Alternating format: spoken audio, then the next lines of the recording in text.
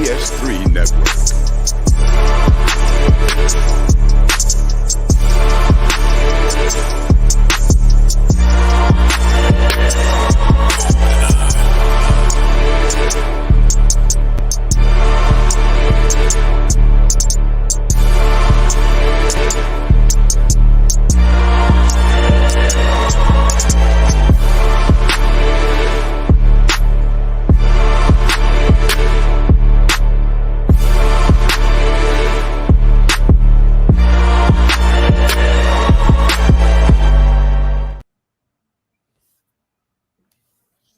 Doc, where you at?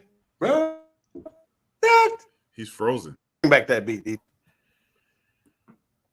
You froze a little bit. Am I? Yeah.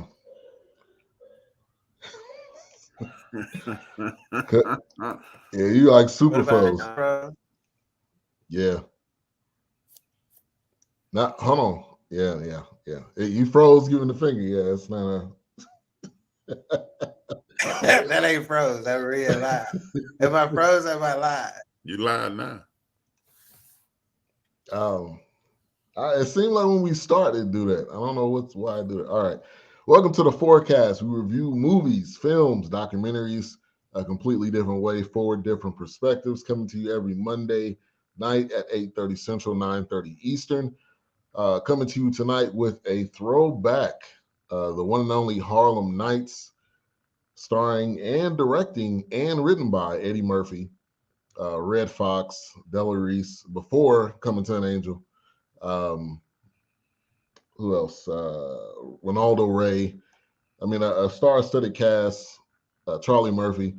Kind of the list goes on. So many different people. Arsenio Hall. But we'll be reviewing this tonight, and we'll be answering the question: is Harlem Nights a top 10 Eddie Murphy movie?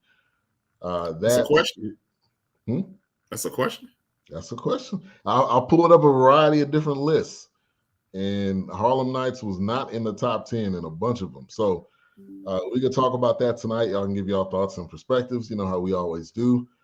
Just Joe in the building. Thank you for tuning in. Appreciate you tuning in. You can support BS3 Network with stars. If you're on Facebook, you can send us stars, or you can also watch our reels. That supports us as well. Reels has a new thing on Facebook where it can give you income through that. So support us either way. Also on Patreon, BS3 Network, you can support us there. So Eddie Murphy, is one of the best comedians of all time, and that's on film. That's stand-up. That's him probably just talking to people. He's just hilarious. So before we get into initial thoughts, A-Trap, how you doing tonight? How was your weekend? It was good. Good. All right, Wilkes. I'm old, man. Weekend.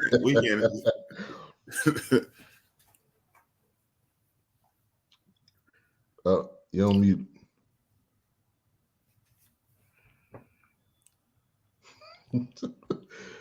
What about now? Yeah, I can hear you, but you're low. Oh, great. What's up with my mic, man? You tripping, man. It's the man. It's the man trying to hold us down. The man trying to hold me back, man. What about now? You can't hear me? We can hear you. Still kind of low. Oh, man. Okay, well, come back to me because obviously I ain't got my shit right. I can. Can y'all hear me? Yeah. Yes. Okay, I can hear Wilkes fine. I can He's hear very it. low. It's low though.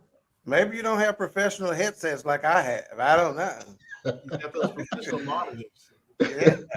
I got the top of the line, Jack. Sucker. Don't call me fucking Jack. You doing old movies. All right. Doc, how you doing tonight? Seem to be hey, I'm fantastic. Ready to get into this one. Ready to get, this movie brings back some nostalgia, so it puts you in a good mood. What about now? Can y'all hear me? Yes.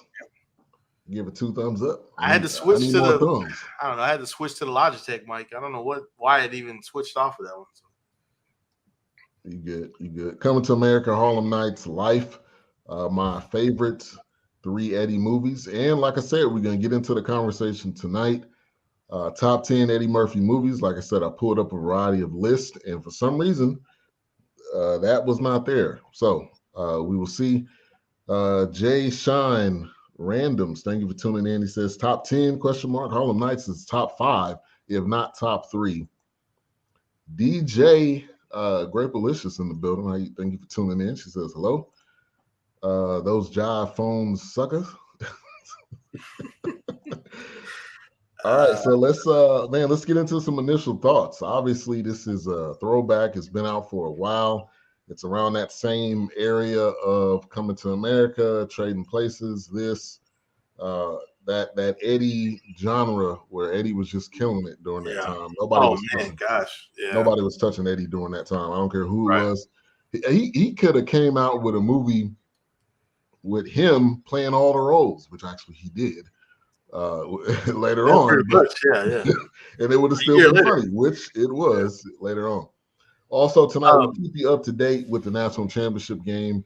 We got San Diego State, UConn. Big shout out to one of my good friends, Antrina Brantley. Her husband is actually a strength and conditioning coach for San Diego State. So shout out to her and the fam there in Houston right now. But go ahead, Wilkes.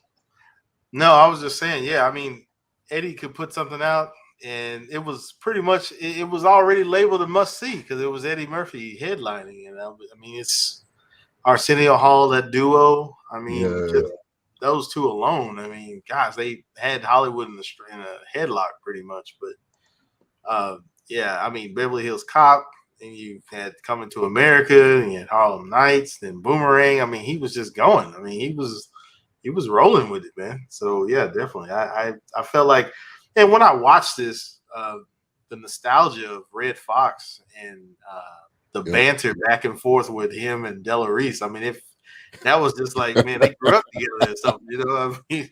Shut up.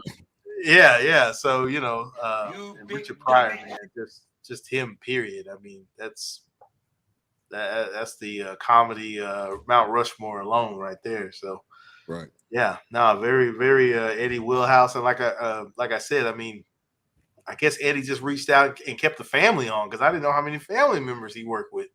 Facts. And we actually looked this up. It was actually Eddie's cousin, but they called him Uncle. What they call him, Uncle Ray Murphy. Uncle Ray Murphy, but that was actually his cousin. He was in quite a few movies. Had some directing or producer credits. I mean, he definitely held it down for the fam. Hey, Charlie Murphy was in this movie. I don't know if he had one line. He maybe had a chuckle, or he maybe said, he was at the table. Yeah, he was at the table. That was about it. But he was one of the crew, if you will. So, all right, A-Trap, initial thoughts on this Harlem Nights. I'm the president of Eddie Murphy fan club. Yep, I know. You won't get me to say anything bad about Eddie Murphy. I'm even lying and say I like Best Defense. Y'all don't know nothing about that. Oh my! Wow. But I even tell that lie. But no, I mean, this is one of the best movies ever. I mean, this is Eddie Murphy. Sad that Eddie thought it was underwhelming. Yeah, Eddie don't like this movie. He don't like this movie? He don't like it. He didn't. It wasn't what he had in mind, but he said he always wanted to be in an era, one of those kind of movies. But I don't know. I guess he was looking for more. I don't know what he was wanting from. Shout out to Keisha, aka K Lolo, aka Willis, aka she in the building. Oh wow, that's what we doing. I guess that's what we doing. Shots fired early. Oh, wow. This is not even 10 minutes. Would you stop doing that? Yeah, Charlie Murphy had lines at the bank safe. Oh, okay. Yeah, I know this movie down, and a lot of these movies with the one-liners. Yeah. I mean, that's what Eddie in this era was perfect for. I mean, you still saying these same one-liners from what is it now? Almost 40 years. So, this has been 35. Gotta be 35. 80. No. Raw was 35. Coming to 88. America. This was 88, wasn't it? Because Coming to America was 89, wasn't it? It was a year later, wasn't it? This was. I thought this was 90. I think it was 88. This was 87. Oh, Wow. it was 88. Hold on, let me make sure of that. No, man. No, that's 89. 34 years. It was 89. Okay, 89. Okay. Yeah. Okay. All right, Doc. And if y'all let me get to my part, I could have helped y'all with that, but y'all was too busy debating. Nah, nigga, we don't want to hear that shit. What's the forecast for tomorrow, man? Partly cloudy, skies. All right, so I'm gonna do what I do, which is reading the plot for those who may not know it, right? You know, even though this is 34 years old, not quite, really 33 and a half, because it was released in November the 17th of 89. But needless to say, spoiler alert for those who have not watched it. It's too late. Yeah. Your bad. In the waning days of Prohibition, Sugar Ray, played by Richard Pryor, and his adopted son, Quick, played by Eddie Murphy, run a speakeasy called Club Sugar Ray. When gangster Bugsy Calhoun learns that Sugar Ray's place is pulling in more money than his own establishment, the Pity Pat Club, he pays corrupt cop Phil Cantone, played by Danny Aiello, to close Club Sugar Ray down. Quick doesn't exactly help the situation when he falls for Calhoun's gun mole, Miss Dominique LaRue, played by Jasmine Guy. Again, this was released November 17th of 1989. Eddie Murphy not only directed, he did the screenplay, and he pulled in one of the greats, Herbie Hancock, to do the soundtrack. Yes. It was distributed by Paramount Pictures, so this was big box office stuff. The budget was $30 million, and the box office pulled in $95 million. So again, can black movies make money? This one just made $65 million. At that time point, it was ridiculous. And that was a ridiculous one. To Doc's point, I'm surprised that actually, I'm not surprised, because I was gonna say, why is it on Showtime if it's a Paramount production? But then Paramount just bought Showtime, so it works out. That answers my question. Yeah. Answer my question. Let me redo my initial thought. It was kind of sad to watch this, to see how many people were no longer with us. Danny Aiello, absolutely. Red Foxx, Charlie Murphy, Robin Harris. Charlie Murphy. Yeah. Come here, Darkness. Darkness, everybody. Darkness. Yeah. So that's my mission. It's edging up weekly by itself.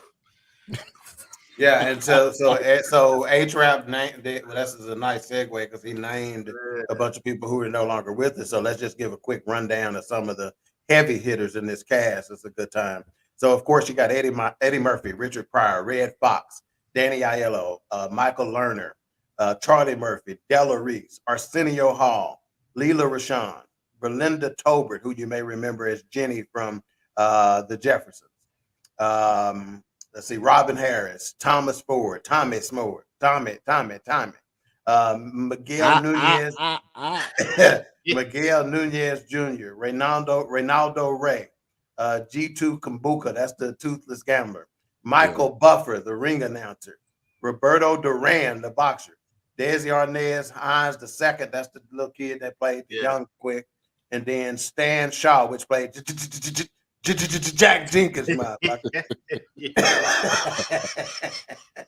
ahead, A-Trap. On was you done, or you had more? I was just it was just sad, because because some of those people left too early. Robin Harris, Charlie Murphy, Ronaldo Ray, Red Foxx. Not that we want anyone to transition, but Ronaldo Ray, Red Foxx, Della Reese. You can't. Richard Pryor. You can't. But not even Richard. You kind of expect it, but to see that many people who are no longer with us, and a few of them gone too soon, was kind of melancholy. I agree. Big shout out to Amy, co-host of Raising a YBK, in the building. Thank you for tuning in. She said, Coming to America is my number one favorite movie. I 100% agree with you on that, with Harlem Nights being a close second. I've seen it a gazillion times and can still watch it now and laugh like it's the first time watching it. Eddie is king. I agree with you. And we got the intellect co-host of Perspective podcast on Thursdays at 8:30. He said salute to the cast and listeners. What's up, good people? Della Reese. What's up? Yeah, rest in peace to her. Tommy, and the fact that his name was still Tommy in this movie, I felt like was dope. And it seemed like he was in another movie where his name was Tommy. I don't think he was in anything where his name wasn't Tommy. Yeah, I mean everything he was in, his name was everything Tommy. he was in. Yeah, it's Tommy. Yeah. It's like Even his mama's stomach. Tommy. Everything he was in. He wasn't Tommy yet. Yes, he was. He was baby Tommy. He didn't know that he was Tommy. That's probably what they were calling her coochie. Oh, my God. Dum, dum, dum, dum. Got that Tommy boy. Now I did want to point out, man, Paramount, they did a bunch of Eddie. Paramount, either way. Paramount. They did a bunch of Eddie movies. I mean, Trading Places, I think, was Paramount. Coming to America was Paramount. I think they were all Paramount. Yeah, he probably had a deal. Yeah, I guess he had like a. I know. After the second cop movie, he got like a 6 movie deal or something like that. Yeah. Well, he delivered. He 100% delivered on all the films. What I do? She talking about damn mayhem. What I do now? When you said that's what they called her coochie, Tommy, that's what you said. She got that Tommy boy. But anyway. Yeah. So go ahead, Ben. I'm sorry. Now I would say this as we're getting into this. The plot was not that great. Maybe that's why Eddie didn't like it. I mean, it was similar to a lot of we've seen this plot before. Yeah. But the characters that were in it, well, he wrote it. Matter. I know, but I'm saying he said he didn't like it, so maybe that's why he didn't like it. But I think with the characters in it, it didn't matter. Like there was a bunch of stuff you could tell Eddie was ad-libbing. Like that point when he was talking about Calhoun, and he was just rambling off stuff. Yeah, you could tell. I believe even in the dice game in the beginning, that ugly. Yeah, I'm pretty sure a lot of it was off script, especially in that dice game. Man, you snaggletooth motherfuckers, go roll the dice, man. Yeah, I don't like kids. Get the kids. Come on, Six, with your funk ass. Now, isn't Lorenz Tate always a Rashad? I don't know, maybe. Yeah, that's a good one. Intellect says, can watch this every time it's on. At any point, true classic movie it is. If it's on, you got to watch it. He made Vampire in Brooklyn to fulfill the contract, then end on good terms, says Big Illinois. She said the same comment, but we got you. D Great in the building. Thank you for tuning in. DJ extraordinaire. Few days a week, West Coast Wednesdays in particular on the Gudio X Squad Radio. So appreciate you for tuning in.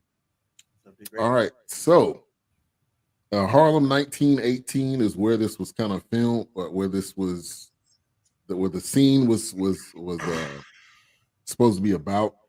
And I just thought as I was watching this, and I don't think I've thought this before, how cool it would have been to been during that era where basically we were doing our thing. Yeah. We're doing our thing. We had our own, and I think it was just really a dope time to be Black and to be a part of something. And so I want to get y'all thoughts on that. Did y'all think about that at all watching this? Oh, absolutely. I mean, even watching what was the movie we watched, Passing, or just watching Malcolm X. I mean, anything about Harlem, period. Louis Armstrong. I mean, just the fact that the artists that have come out of Harlem, and I just want to say this, and I know I'm jumping light speed ahead of our podcast. You good? But did anybody catch the Louis Armstrong song at the end? So it's like everything we talk about just pretty much kind of is woven into whether it's fictional, but yet there's some truth to it. Mm-hmm. The way they dressed, the cars they drove. I mean, even Chicago, like Doc has mentioned, the significance of Chicago and the significance of Harlem. You know, it's just one of those things where it's like we thrive there. You know, that was almost like I guess not a euphoria, but I guess like a haven for creativity in the Black community. I mean, it's significant. Yeah. Well, they call it Black Mecca. Yeah, and could we compare that to a Tulsa where we had pretty much our own? Now they Tulsa? Who is a Tulsa? Tulsa. See, I need to remind the viewing audience. I do the show for Will. Okay, my normal position on the show is where H-Rap is, but I've been in the basement, in the gutter for the last 2 weeks, and I like it down here. I'm just gonna say that. But I do the show for Will. If y'all get something out of it, so fucking be it. But to piggyback on what Wilk said, he is right there where I was when I said I put this line down in regards to Louis Armstrong. I said Louis Armstrong's "Drop Me Off in Harlem," which we don't get that song enough play. Right. Okay, that should be up with one of the greats of the Rat Pack and help me with some of those names. H-Rap. What's the crooner's name? Luke Ellington, Lionel Hampton, and then what's the Rat Pack boys' name? Dean Martin, Sammy Davis, Dean Martin, Sammy Davis, Frank Sinatra. That's the name I'm looking for. We don't get this enough play, but "Drop Me Off in Harlem." So I said Louis Armstrong's "Drop Me Off in Harlem." Why is our shit so connected? Meaning the forecast. It's like if you wait 3 weeks, we gonna say something gonna come up in a movie that came up in 3 movies before. And I got news for you. We don't pick them that way. We randomly pick them. And some people suggest them. Yeah, that's right. And it seems like our content is just so interwoven, which is another reason why this shit was meant to be. Yeah. And that's us. And with that being said, let me tender my 2-week resignation.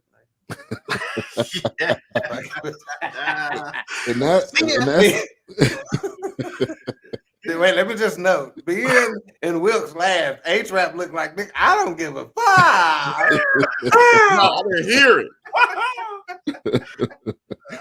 Hey, and this is us as a people. We are so intertwined from however far you want to go back to now to the future. We are so intertwined. When it comes to culture, music, anytime I comedy, see something like whatever. this, anytime, just like to piggyback off what Ben was saying. I mean, anytime I see that, H-Rap comes to mind because he's so versed in that information and that history.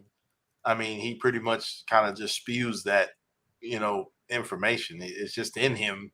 So when I watch this, I watch it. What is H-Rap saying? What is Doc saying? What is Ben saying? Did they catch this? Did they see that? I mean, immediately when I heard that "Drop Me Off in Harlem," I was like, man, Louis Armstrong. Like, it was like, we just talked about Louis Armstrong. Oh, I'm on it. Yeah, I was on it, man. Yeah. All right, so the opening scene, which was great, all of that cast to be there, and then when he said, I guess he does have bad luck with kids. Headshot. It was just after he got shot in the head. After he got shot in the head.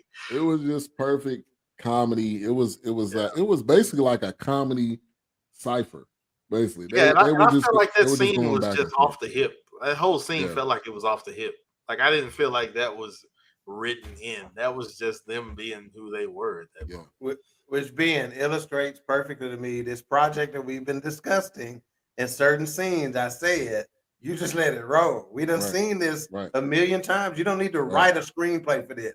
Just let it go. Right. We can right now, we could go stand around a pool table, us 4 shooting pool, and we can shoot a scene from a movie. Right? Imagine the boomerang scene. Right? When they had when they had the getting lunch. You think we need a script for that? Right. Yeah, let us go. And we done had a couple movies.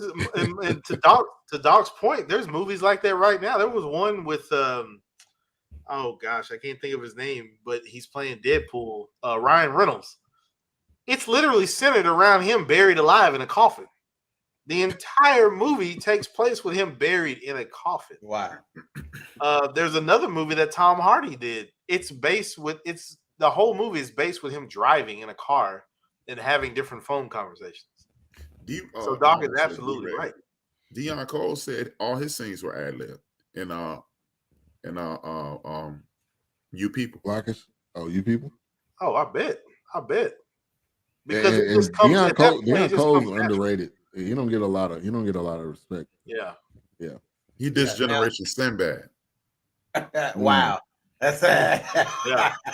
that's Yeah. a great analogy, man. Yeah, absolutely. Now, so Wilkes mentioned about being black in this era and that kind of stuff. And I made a note. I said, I like movies set in this area. In this era. But I'm not a big fan of the music early on. There's a whole, for instance, Louis Armstrong song, notwithstanding. But early on, they were being too mellow with the music. Yeah, And I just wasn't feeling that early on. Yeah, sometimes the big band low drag. They can. There you go. That I wasn't feeling that necessarily. I understand they were trying to set a scene, so to speak. Right.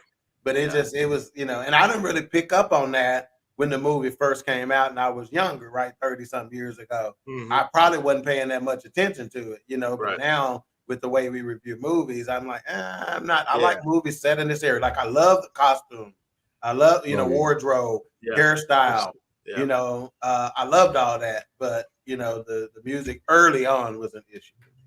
And maybe it was a licensing thing at the, maybe they could squeeze in Louis, but I don't know because I didn't recognize. Well, I heard the other Quincy Jones. They got that swing. Well, remember, Quincy Jones. Herbie Hancock is the one doing the music. So you think with Herbie on scene, you could get around a lot. He got enough content. You get around a lot of licensing issues. Yeah, I don't think it was a licensing issue. I think they were just creating a nostalgic sound. Because I think people would almost find it offensive if you did a Harlem 1920s and don't do Billy. And they did a lot of Billie Holiday in this. Billie Holiday was laced throughout this. Yeah. Right. And like you said, I think it was based on the scenes and what was going on. Yeah. It was really just the opening scene that got me. The rest of the music was okay, but that opening scene was just a little draggy and depressing. I just wasn't really feeling it. There were some moments where I felt like, I don't know, because I've watched this so much, it just kind of, there were some moments where I was just like, but I kind of had some feelings like that too. But man, it's definitely got the vernacular that we hear today and hear it quite often. Yeah, and so let me just say this. Ben need to start running these titles by us because he's trying to make it more sensationalized when he name an episode, all right?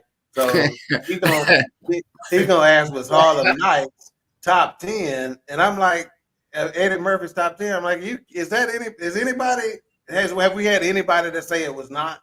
That's what I said. That's a question. I mean, and the reason why.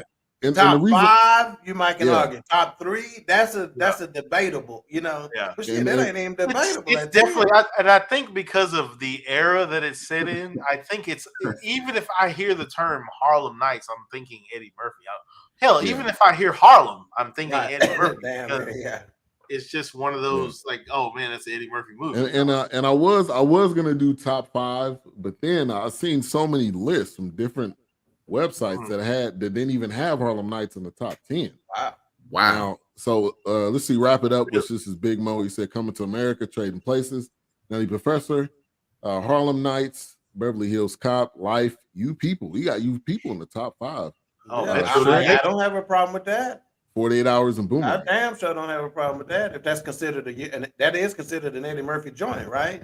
Yeah. I wouldn't consider that an Eddie Murphy joint. Well, I mean, I would consider that featuring Eddie Murphy. They promoted it. They promoted it as if it was his film, but because they wanted brothers to watch, or maybe him and Jonah Hill kind of collab. But I felt like it was driven by Eddie Murphy, though. That's what I was laughing at. Y'all didn't like Pluto now. I knew what you was laughing at. And let me answer this question, Big Illinois. Let me answer this question.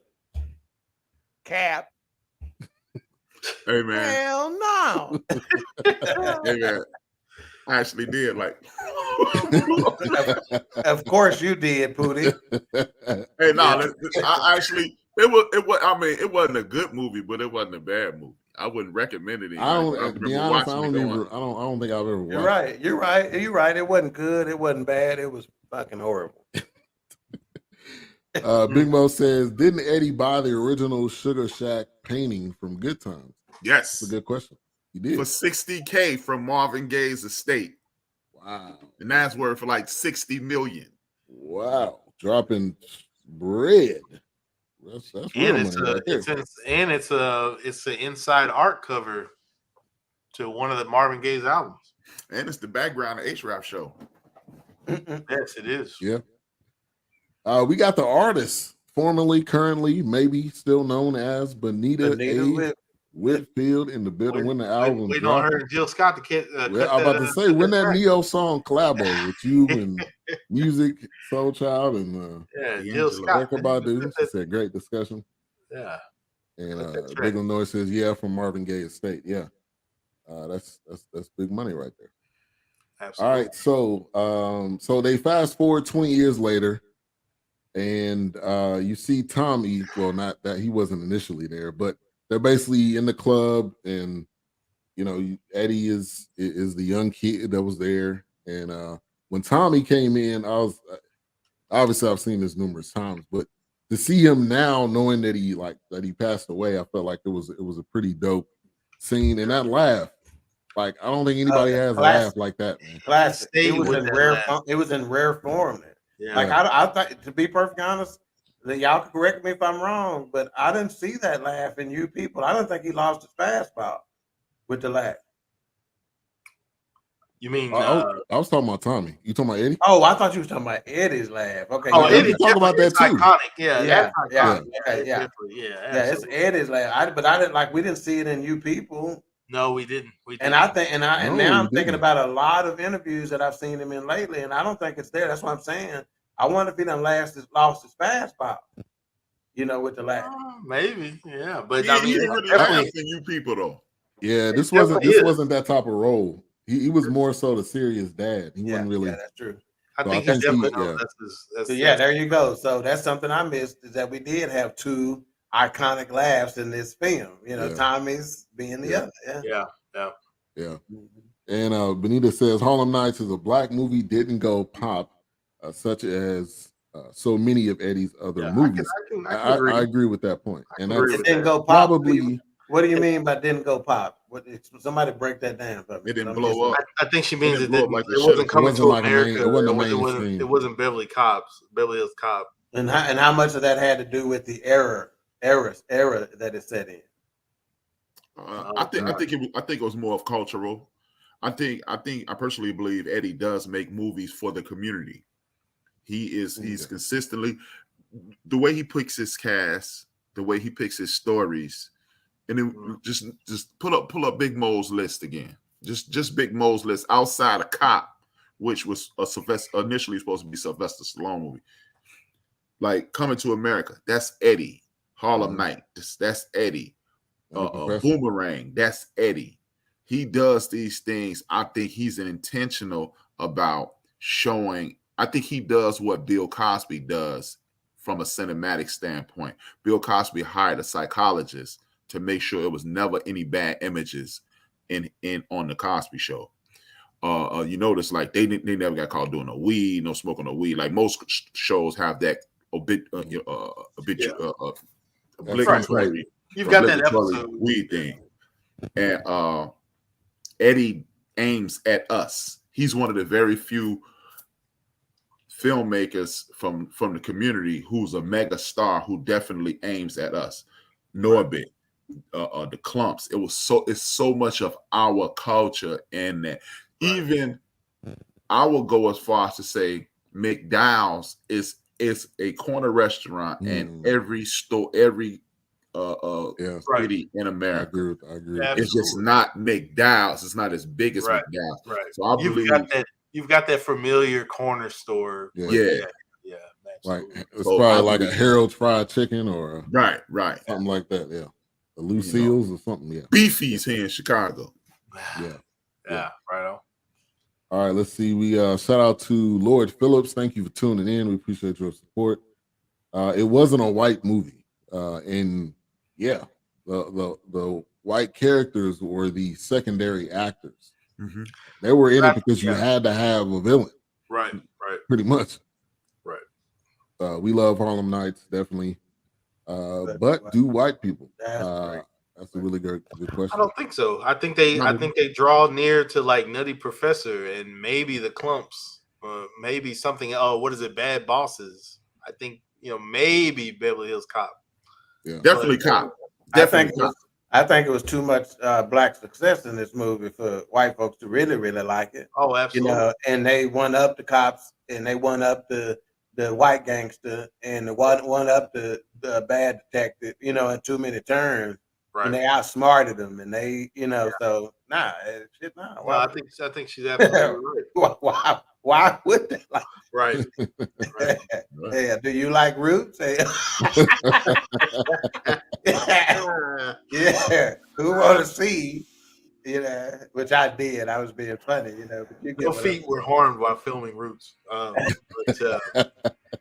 Yeah, absolutely. Big Illinois says off topic, but the studio made him a white actor to come in America. Louis Anderson. Louis Anderson, yeah.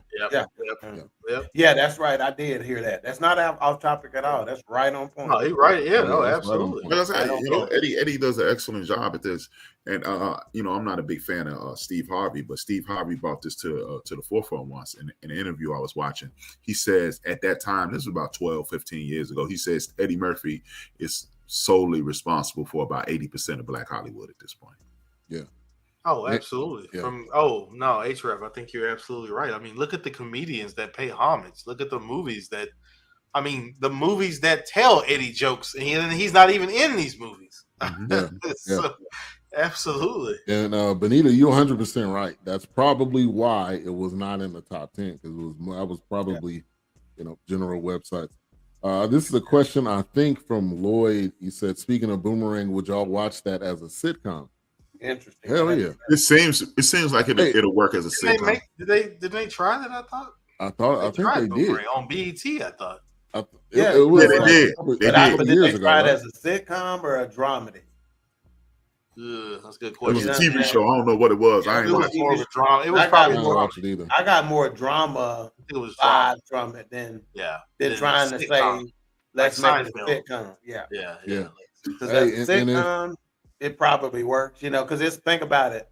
A lot of what Friends did or Girlfriend, Sex in the City, whatever they did, which is based around a lot of dating and stuff like that, which was kind of what, Boomerang was about. So if you just make it to where you just extend some of those storylines.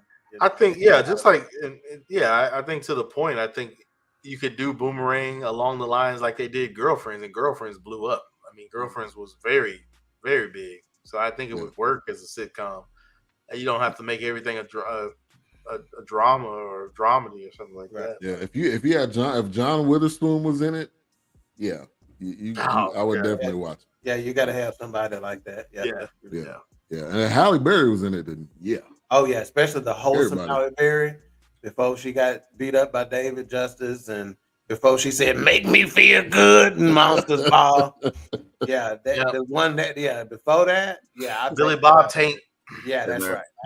David Justice threatened to sue her about that by saying that's what happened. Yeah, he said he didn't want his daughter. He said he didn't want his daughters to think he was beating women, and she came out and recanted it. But you are beating. Really? But you are beating women, though. What does it matter? No, he said he didn't do it. And she recanted. So you don't. She recanted. You know something we don't with? Nah, I'm just talking.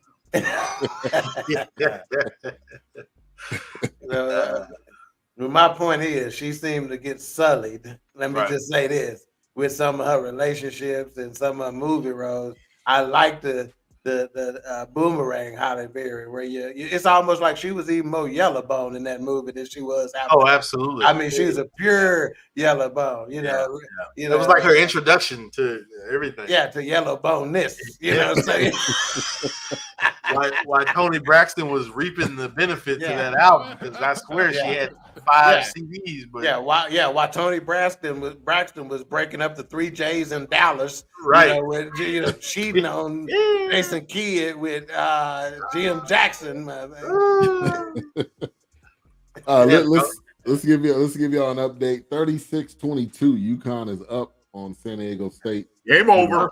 And Yeah. I got news for you. Well, last I year got- North Carolina was up. So I got news for you. Y'all said that there were no blue bloods in this. In the last 30 years, UConn has won 4 titles. 4. Are we sure they're not a blue blood in terms of basketball? Yes. Are we Yes. sure? They might. I think so.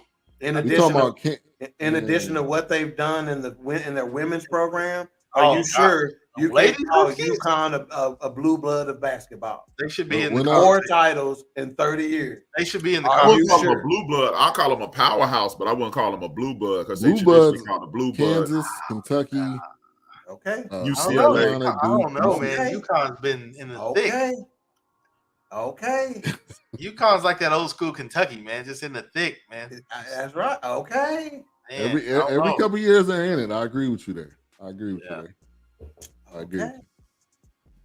All right, Jasmine Guy introduced in the film. And stay tuned for Beauty of the Week for what the Beauty of the Week correspondent has to say about Jasmine Guy. You don't want to miss it. I promise you. Fruit. That's not got one word. Fruit. What is your word? Fruit. Okay, you got to explain that to me. Aged like fruit. Okay, all right, I'm gonna leave that alone. That's All right, I want you to tag back in on Beauty of the Week with some more of that. because black Fruit don't usually crack. hold up well. Black don't crack, but light skin maybe. Yeah, well, black don't crack, but the damn show swell up. So we'll see. Yeah, I've never really. I mean, I was a fan of hers as far as Different World. A-Trap is winning the facial expression battle tonight.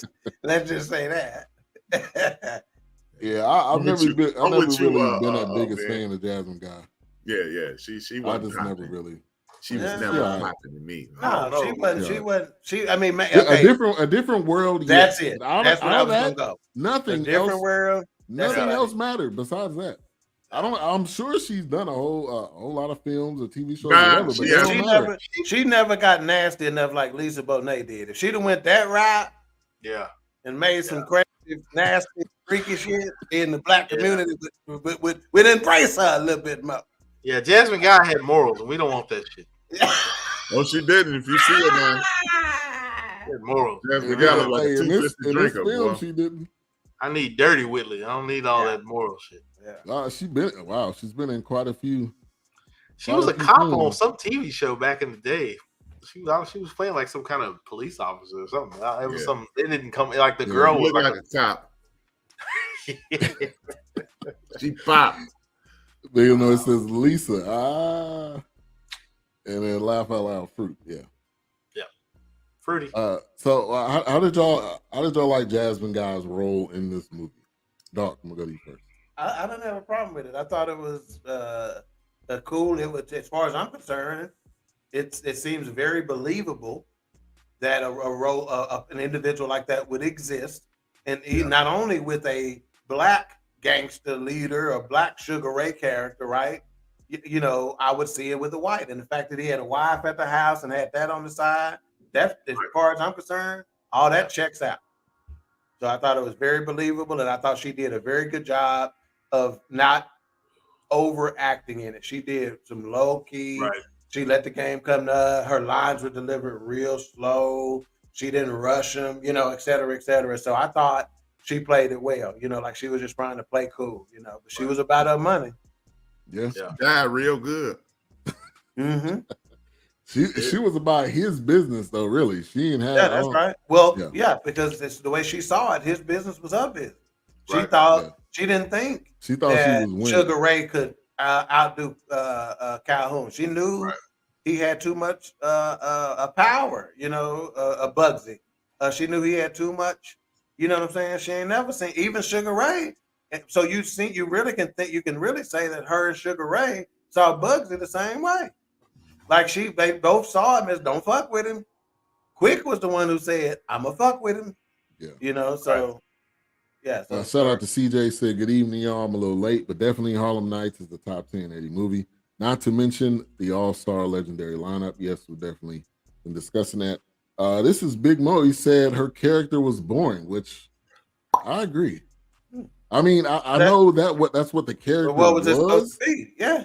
I felt like she was supporting. Like she wasn't. Right. What was she Did supposed she to sell be? it? Yeah. She didn't sell it though. She didn't sell it. I mean, Man, what was she supposed to do? I don't think she. Okay, I don't we- think it was make meant it for her to be the believable. main. Yeah, I think she was support. I don't think she was meant to be the main. Leela anchor. Rashawn was too, but Leela Rashawn No. killed her character. That's the difference. What she did. Sunshine, she wasn't fucking Sunshine. No, Sunshine what was I'm supposed saying to do what is- Sunshine did. She sold it better. But see, I think that was the thing with Jasmine Guy. I think that was the point to deliver that sultry kind Low of. key. She had that low key, Understated. low key. There's She some wasn't like there- Snow Routine. I mean, There's you That some- was can- the point. There's some mystery there. You know what I'm saying? Yeah, So- why was you she in the movie? can be That's the sultry without being boring. She, especially in the scene. okay, in so let me the scene reverse. where they were in the bed together. I Like think that was the but I worst think sex scene ever. But I think that Right. was Jasmine Guy's role. I think they didn't have. I don't think Eddie drew it up for her to be just this bump. Yeah, out. and did you because you didn't get spank bank material out of the sex scene doesn't mean she did a bad job. Hey, Again, and I still want to know what would you have had her do? anytime I watch it, I expect that performance from her. I think Hey, that's just what it was written. She just I don't just- do it for me. I just if it was somebody Yeah, else, and that's what maybe I'm I would saying. feel A-Trap, I get that part, and I well, want no, to she make didn't sure add we're any not. oomph to it. When you are this, I don't think they needed to. when I don't you think are they wanted this her. harlot or this desirable person, you, in my opinion, you should jump off the screen. She didn't jump off the screen. She was just a person that they made up to look like a beautiful woman. And I think that's the point. I think that's what they were doing. I don't know if they really. Maybe Eddie didn't have a really good model for her. Maybe that's Okay, I'm gonna give you another person.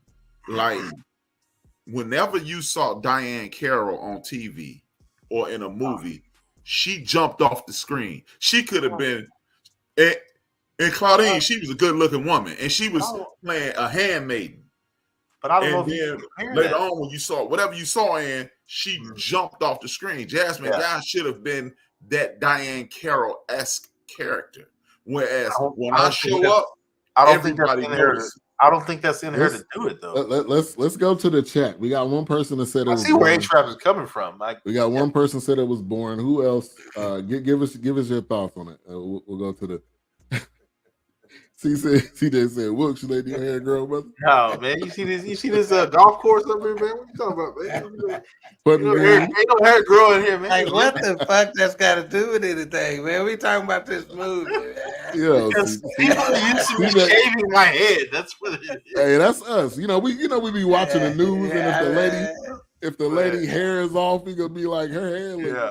Yeah. Aging well like a prune. Okay, so let me just say this about the Jasmine Guy, because I think we're all in agreement that she's never been this real big sex symbol for us. I don't think so. Save for Even the what was the name of the show we just Different brought World. up? Different World. Even on Save Different for World. that. It was Yeah. just, and that's just because we were probably younger and hornier. Okay, but she really hadn't done it for us, right? Yeah. So, for instance, I'll give you an example: Foxy Brown, right? What's her real name? Pam Grier. Pam Grier jumped Rosie's off the screen cousin. and everything, right? You know, when you see her, your pants instantly start fitting differently.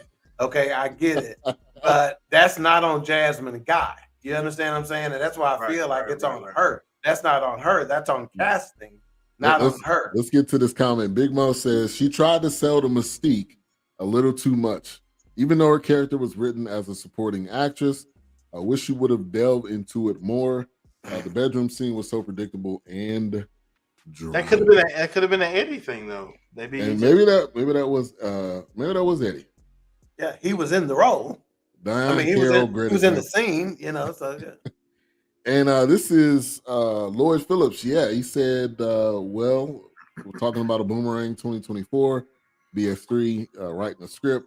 We are working on a script right now. It's not necessarily going to be something Boomerang, but be on the lookout for that. He said, talk to your friend from Spider-Man, see if he want to get in help with project. Jasmine Guy did a good job playing the unforgettable role character. I didn't even remember she was in Harlem Nights. Wow. Okay. Yeah, and that's, I mean, shit. I think she did what she was supposed to do. And in fact, just to combat you on the sex scene situation, let me put it like this: for 1989, the amount of tongue and shit that they were showing in the kids, Oh they man, wasn't showing that kind of shit back in 1989. yeah, right. Yeah, That's why it was rated R for that. Right there. Man, Big Illinois got these tastes called booty talk. Oh, my fault. You was talking about something. Booty talk number 4. See, they said I may have missed it. VHS. But what was your thoughts on her physically being personally? I don't think she ugly, but I feel like she didn't have the sex appeal. But Now, that's me personally. stay tuned. Stay tuned. He said, "Don't get me wrong, she cute though." Stay But let me tuned. let me About ask you 10 more this. minutes That before we right go to there. Beauty of the Week. Stay tuned for my Jasmine Yeah. guy. Now, would she had a more significant, not appearance, but would the conversation be more, I guess, prominent if she had lasted and went to quick side and been in the end when they left? I mean, is that No. what we're looking for? Like longevity? If it was someone else, Ironically, I think if she would have been throughout the whole movie, I don't think it would have. Ironically, I believe personally, after Doc read the bio of the film, I think a lot of her scenes on the director's floor. Read it again. Read the second. Yeah. When things go bad after. Start from there. Yeah, no, it's really at the end where it says Quick doesn't exactly help the situation when he falls for Calhoun's gun maul, Miss Dominique LaRue. And see, that's another thing too. The way they described this, she was supposed to be something other than that. They called her a gun maul, so she was just not Candy. She was his killer. She did, but he also was smashing, on top of it, right? Right. That's what I said. I think some of her roles, some of her acting is left on the floor somewhere. Quite possible. Because that description is not what we saw. Yeah, some of her clips is where her drawers is. On the floor. I see you're a man of culture. You see what Big Illinois said. Well, I'm just gonna say this in terms of your reference to booty talks. I see your booty talks, and I raise you big blacks, big racks, because booty talk can't touch it. Hey, boy, big black, big racks. That's the way you got. You ain't saying none of the booty talks. all my Facebook user people, go to StreamYard.com/Facebook. Give Facebook access so we can see who you are. This is Big Mo. He said Eddie spoke on allowing the cast to improv and be free on set. You could tell that most of the cast took advantage of that. I think Jasmine is a great actress, but you could tell she was a young rookie actress. And the characters that took advantage of that were comedians. There's a more likelihood that comedic actors and actresses are more likely to take advantage of improv than non-comedic actresses and actors. Right. So. And I don't think anybody would fucking confuse Jasmine Guy with a comedic actress. Again, save for her role. I was gonna say just save for her role in, different word. Why can't I remember? You needed Debbie Allen now. That's what she do. But you were probably busy signing up for the military by that time, so you weren't watching Different World. No, I wouldn't. Somebody said, "Huh? Who's this?" Huh? Oh, he's probably talking about your how to let StreamYard get. He doesn't know how to do that. Yeah, because StreamYard, whenever you're in a Facebook group, it's not going to show your name unless you go to the website. Let me put it in there right now. Unless if you're tuning in, probably on this maybe show for the first time. So I'm gonna put it in the chat right now, and then you can just click that link. Maybe. Okay. All right. The one of the best scenes of the movie, Della Reese versus Eddie Murphy. Oh yeah, that's what I'm talking about. Oh, you want to use trash cans? She just kept raising up like, oh, you want to do that now? Huh? Okay, okay. Hey, but that was one of the best scenes of the movie. We talk about the getting shot in the pinky toe, and then it was like, oh, hold me back when he pulled, he was about to go outside. Yeah. Hey, that was classic Eddie. I felt like that was ad lib. I feel like that was. Oh, a lot of it. Yeah. Yeah, and Della Reese, she acted the hell out of her role too. Like, Oh, yeah. That she wasn't pushed Touched up. by the Angel, Della Reese. That was not. If you walk Not Touched by an Angel. down the that was way before that. He said touched by the angel, man. Yeah, that was Touched by the Angel. Yeah, she wasn't touching no angels then. Yeah. But this again, this goes back to Benita's point. He makes movies that we understand. He speaks directly to us in his film. And that's why they don't make 2 and 3, 4, 60 million at this time was an insane amount of money because you weren't getting no $100 million movie unless it was something of the nature of Cop that did cross over. But again, when you see Della Reese, like even when he apologized to her, we know that scene, we ain't shooting nobody in the foot, but you have to go make amends with the elder in order to move forward with your life. So I really, like Benita said, I really dig the way Eddie Murphy gets down. And, like Eddie Murphy, it's this one dude, the one dude from the barbershop scene who say Martin Luther King. Eddie Murphy met him his freshman year in high school. They've been hanging since. It just shows you type of class Eddie has. He puts the fam on. Yeah. Just Joe says, so is that the same Della Reese Ray Gibson was talking about in Life? And I know you brought this up, A-Trap. My man Joe. And you brought this up. Williams there. That was a Williams. Right. So talk about the parallel between Life and. No, I was just kidding. It is. It could almost be a prequel or a sequel to Life. I was joking, saying that Ray Gibson is really Vernus Brown after they lost all their money. Yeah. I was just joking. It was set in that era, right? It was still. It was in the same era. Prohibition running. Prohibition was big in both of them, and Moonshine. Running Moonshine. Yeah, it's just again, but this the beauty. I believe people like Tyler Perry, Eddie Murphy, and a few others, they make movies directly for us.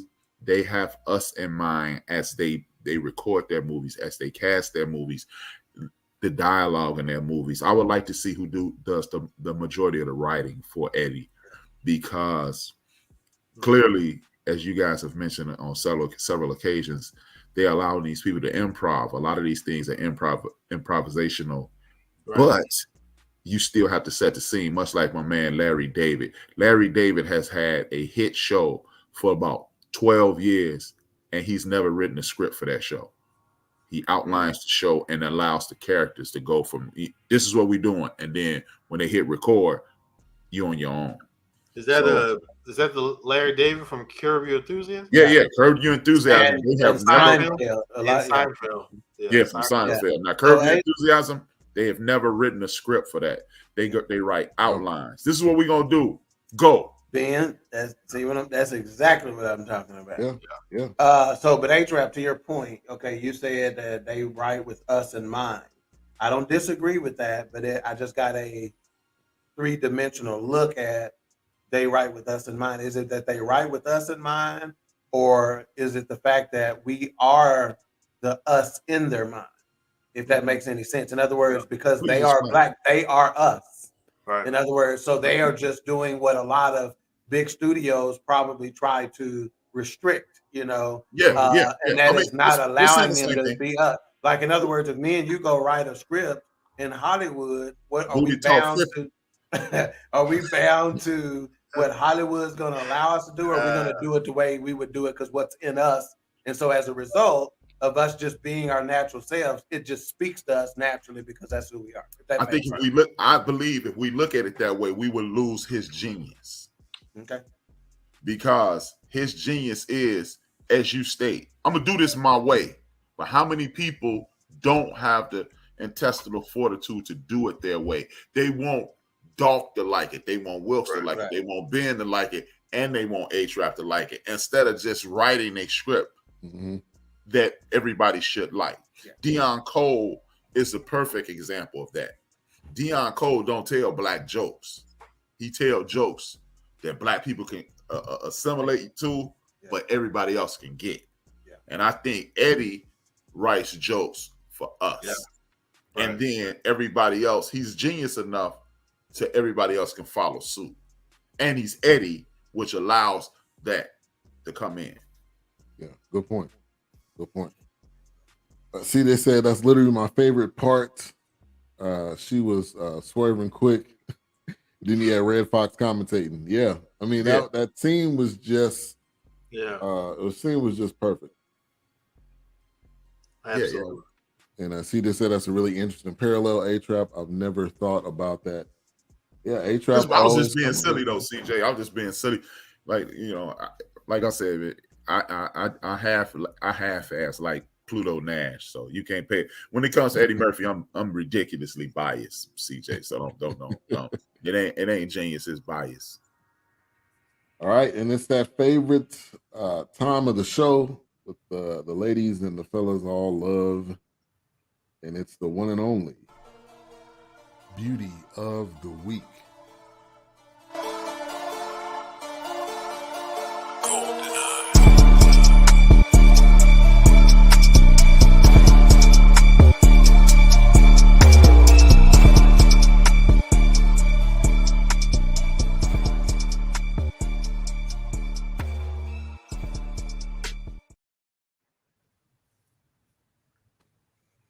Yep, love that dope beat too. Beauty of the Week, brought to you by nobody. No, brought to you by Goo Gone, because your Beauty of the Week will make your goo gone. Goop. All right. So, as you brought to you by Monica Lewinsky. Wow. If you watched Harlem Nights, you will understand that there's no shortage of beautiful women in the movie.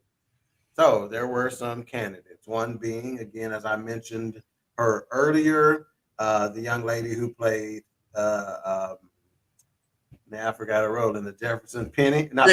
Jenny. I knew that's what you were. Yeah, so she definitely gets an honorable mention. Let me see. Belinda Tolbert is her name. She played Annie in this movie, which was Sugar Ray's woman. Okay. So she gets an honorable mention. Another individual gets an honorable mention who's been the subject of much conversation and debate in this program thus far, and that is Jasmine Guy. She gets an honorable mention. The reason why she didn't get it is because Jasmine Guy looked like Prince. Yes. Here's the funny thing. I wanted to say this and the funny Doc brought this up. Prince was probably not available for the role. Right.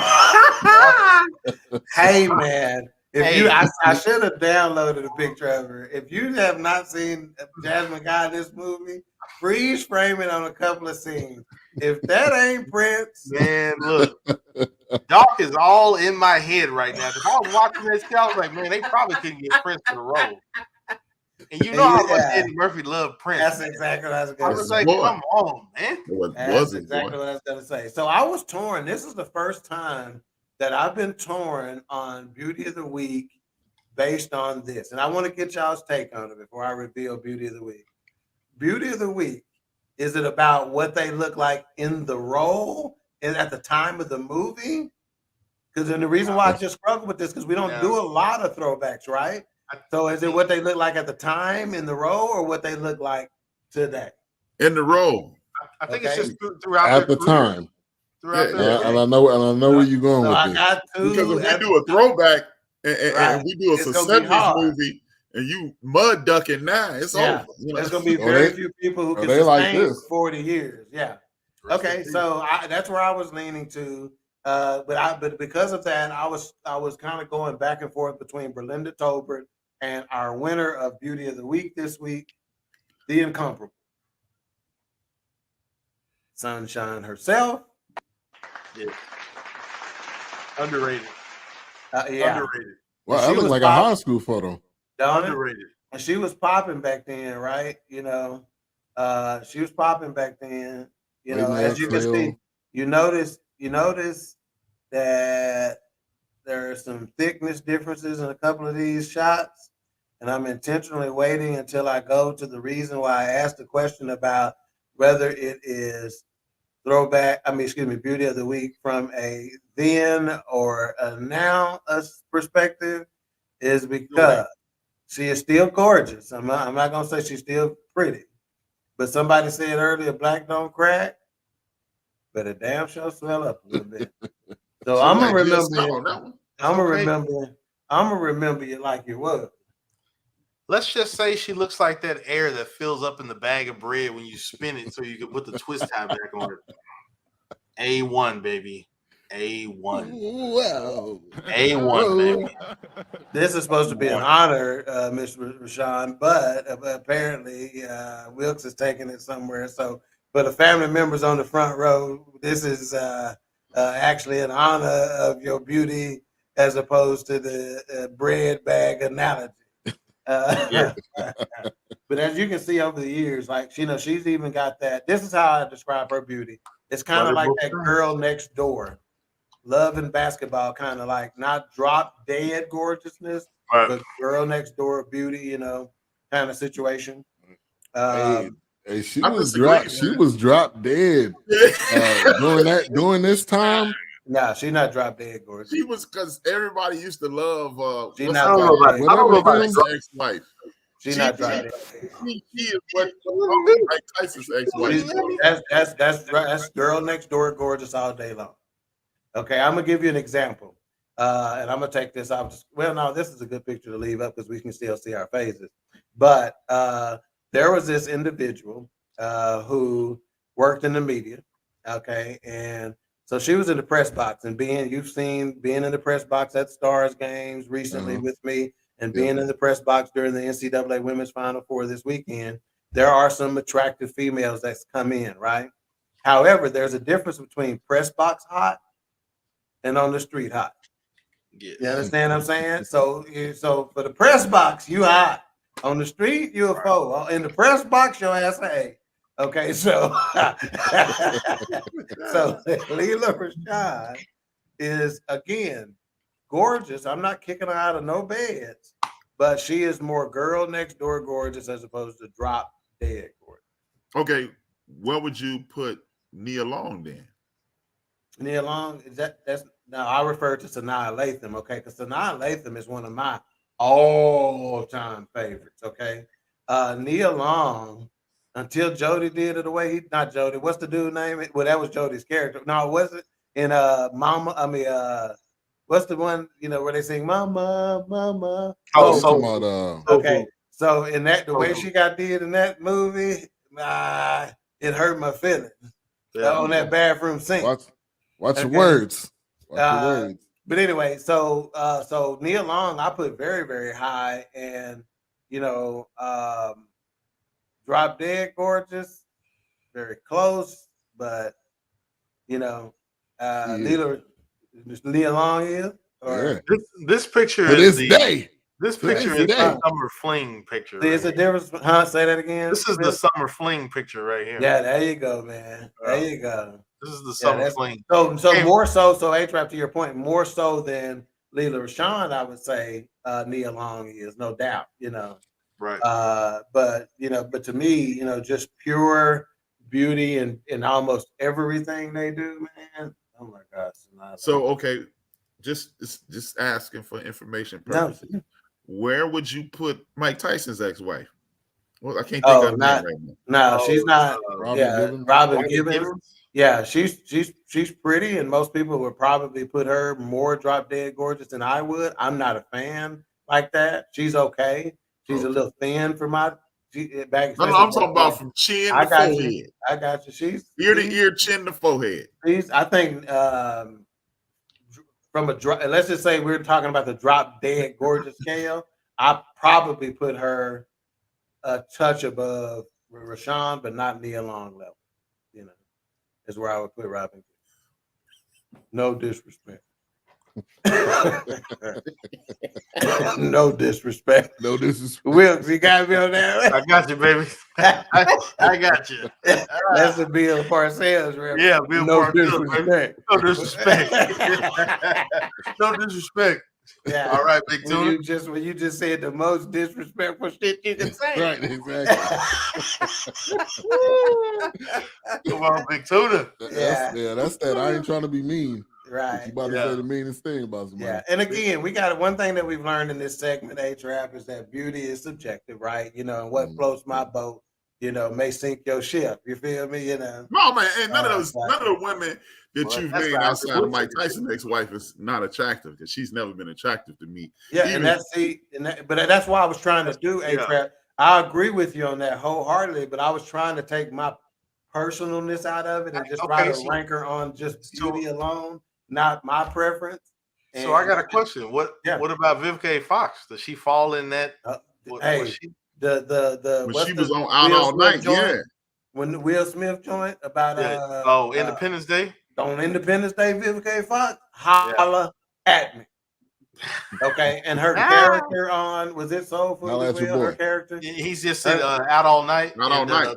Booty Talk. She was in Booty Talk. Booty Call with Booty Talk. My bad. What I was getting with her character. Yeah, her character that she's played on some roles, I think Soul Food was one of them. Is very enduring to me. So you put that with her Independence Day beauty, I'm all over it. Yeah. Yeah, until she started putting that gook in her face, she was killing it. Right. I agree. I was just curious. I just saw her in a recent. She's got a commercial for what is that car? Whatever that repair. No, not Carvana. It's the other one where they repair your car and your windshields and stuff. Well, I think Ice-T was doing it too. Ice-T, yeah. Whatever that car.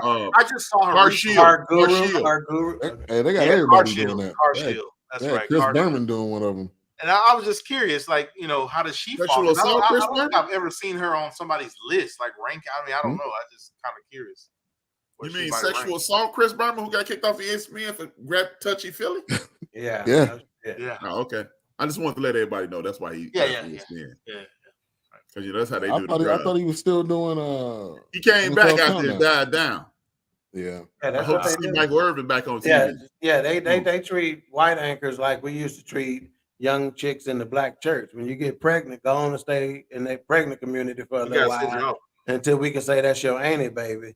And then you can come back. So Chris Berman, go do a podcast for about 1.5 years, and we'll let you come back. You know. Yeah. Try it again, Berman. That's what they do up here. You get pregnant. When we were kids, dog. You get pregnant. Right. Yeah. You go down south and come back with your auntie. Right. Well, your auntie look just like you. Yeah. Chris Berman, that's the one who does the nicknames, right? Andre Bad Moon Rising and all this other stuff. Girl, bend over, let me grab it. I mean, that's him. Yeah. I mean, that's Chris Berman. Hold on 1 second. Let me now say what you gotta say. You can't be in the upper room. You can't be in the upper room and say that kind of stuff.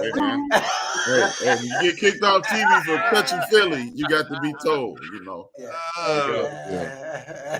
Can't be a part of that Harvey Weinstein club. Shout out to Ripple Roy. Thank you for tuning in. Wait a minute. Podcast. Ripper Roy, what is the deal with this? Gotta put Ripper back up there, man. Ain't looking for Ripper, man. I'm trying to see this. Maybe they came because I said that comment about Bill Parcells. No disrespect. See, when I say I'm doing the show, trust me when I say that. Okay, that's why he right now understands this at a whole nother level. Because he would be at that podium in a minute. No disrespect. No disrespect. Okay, update. We appreciate you. Update on the score: 41-29. 41-29. 41-29. UConn is up. I knew San Diego State. I saw San Diego State play Utah. I don't know. This may be too big. Fish grease tonight. This may be San Diego hitting that buzzer beater. I don't know. Yeah. Well, a lot of people think. I mean, San Diego State was they weren't like some Cinderella. They were 5 seeds. Yeah, 5. Yeah, they were. UConn's a 4 seed, so you know. Yeah. But I don't. Nobody predicted San Diego State being here. I mean, if your bracket at San Diego State, you deserve whatever the grand prize is. Because unless you went to San Diego State or coached there, I don't know. You know, if you had them there. I was pulling for him, Tony Gwynn, baby. Hey, and fun fact: Tony Gwynn is one of the greatest baseball players of all time. And basketball. He's the all-time leader in assists at San Diego State. Wow. I did not know that. He made the right choice. He made the right career choice. How did on the end of the bench today, huh? Yeah. All right, let's get back to the show. The champ coming in, obviously with the stutter. Shaka Khan. You taxi. I get one for you, motherfucker. Yeah, shut up. And then Richard Pryor saying, when he said, "Yeah, you know what I'm saying," he was like, "Yeah, I do now." Hey, Richard Pryor just had some classic, man. Two of Illinois' finest, Stan Shaw from Chicago on the west side, and Richard Pryor from Peoria. Yeah, and so let me ask you this: speaking, go ahead. Did I cut you off? No. Phyllis Golden, his daddy used to own the 1817 club, 1819 club. 1815 club was 1815. I done went to the wrong number. 1815 club on Roosevelt and Wood. We know it was an odd teen number, but we just don't know. Yeah. It was 18 and a teen and an odd teen. Exactly. 18 with a teen. Yeah. But no, it's just been this gigantic club on Roosevelt Road. So could y'all tell, did Richard Pryor look like this was the beginning of him starting to get sick? Yes. Okay. Yep. I remember thinking that when this came out. Me too. And I like he wasn't healthy. Yeah, I looked that up for that reason. So while making Harlem Nights, Pryor, he didn't want to go public saying he had MS, which he actually had MS in 1986. So they knew, obviously, or he knew. I don't know who all he told, but you could tell he was. Yeah, he didn't have any his snap, any jitters or anything like that, but it just seemed like his reflexes were off. Right. Even his quickness when he would get real bug-eyed, or he would, talk and spin around and look around. He was more kind of, deliberate. Yeah, he was calculated in his movement. Yeah. He was moving like I walked downstairs and shit, real carefully. Man. I mean, even in the beginning where he was laughing and cracking those jokes, right? It wasn't the same Richard Pryor. You could kind of tell. Yeah, you could kind of tell. Yeah. You could tell. And I was like, man, I wonder when he was diagnosed with MS, because I mean that would kind of line up. But and Richard Pryor, that's my all-time favorite comedian right there. Yeah, real all-time. Right. All right, let's get to one of the favorite characters. He didn't have that long in this movie. Tell Bill to have a Coke and a smile and shut the fuck up. But his advice to Eddie Murphy about But the time he had in this movie, man, it was probably at all of 5 minutes. Arsenio Hall, man, killed it from beginning, from the time he stepped on. And it seemed like he was crying. He was crying from the whole time he was on. They didn't. The credits didn't even give him a character name. It called him the Crying Man. He didn't have a name. Yeah, the dude in the front seat that got shot had a name. It had to be Smalls because Tommy was his brother. So his last name, he had to be something Small. Well, again, that's a leap of faith. But I mean, a leap. But you get what I'm saying. His brother is Smalls. Maybe it's just me, but did anybody? I mean, I could be just making this up, but when Arsenio Hall and his crew walked across the street, did anybody get the Morris Day and the Times? Yes. Yeah. I felt like it was more. I felt that vibe, especially when he held his. He held his coat. The way he held his coat, I was like, man, he got the Morris Day and the Times going on. They intentionally, and I thought they did a good job of illustrating their gang and gangster with their wardrobe versus how Sugar Ray and Quick Now was getting around with their coat. When Eddie Murphy getting out with his trench coat is made out of this cashmere, freaking all white, deal. When they in these basic, trench coats, that's the old khaki material. You know what I'm saying? It's like exactly. They got the double breast suits, right? Like and so one of the funniest to this shit, man. Right. One of the funny scenes, they all got Tommy guns, and that one guy sitting there with that one. Will you quit shooting that little motherfucker? That's a classic scene too. Yeah, that whole scene where you shot Junior in the back of the head. You made me shoot Junior in the back of the head. Quick. But you know what? You know what I liked about that scene? If you listen to the dialogue, he would say, "Hey man, he killed my brother to later on when he was crying, I know you had something to do with my brother getting killed. Yeah. Or you know something When about my brother getting when he killed. was at when he jumped through that window. Yep. Yeah. Well, they had him pinned down. Right. That was kind of cool. Like, yeah, because he had to think about it. Because Quick came downstairs in a white coat. You couldn't have killed my brother. Yeah. Right. You could have got especially cutting his throat. Yeah. Right. It would have been some blood spatter. Right. That's why I don't think my man Orenthal did it, but that's a whole that ain't Or that some, ain't or in some this cast off. Orange juice. So when he said, "Oh, I'm tired of this," and then he got up and shot 3 shots, and he was like, "I know I didn't shoot them." And then when you look back, he had to look he at didn't his even look at gun like shit. Yeah. He's like, wait a minute. I know I didn't shoot all that. Yeah. He just go pop, pop, pop, and got right back down. Then there no more shooting. Hey, that whole sequence, and I mean him and Eddie, the vibe that they had, I would love to just. You broke my nose, man. I would love to just sit down with the two of them, man. I'm sure the gosh. stories and the comedy, and man, it would just be. That would be if you haven't heard the interview with Kevin Hart interviewing Eddie Murphy and Arsenio Hall, do yourself a favor. That was right when Coming to America 2 was coming out. Okay, I was gonna say I thought I didn't watch it, but I saw. I'm about to watch that then. Yeah, it's probably ridiculous. It's a I treat. remember Arsenio used to interview Eddie. It was always classic. Oh yeah. Oh yeah. And then Kevin get into talking about their friendship and the little rift they had for a minute, and the fact that Eddie kind of keep his people around and how loyal he is to his people and all that kind of stuff. And also, he had a rift. The kind of money they had for just the hot second. I didn't know that. Yeah, 4 minutes. Oh yeah, no. Yeah, that's why it's worth checking that interview out. Kevin Hart interviewing him. You could tell something was there. I mean, even with people would ask like, "Oh, is Eddie Murphy and Arsenio Hall going to come back?" And even when they asked Arsenio Hall, "Will there be a sequel to Coming to America?" and Arsenio Hall was kind of like, some things don't need a sequel. There's no need to kind of go into. But of course, Eddie Murphy had other ideas. But you can tell if you catch a few interviews before they came back together.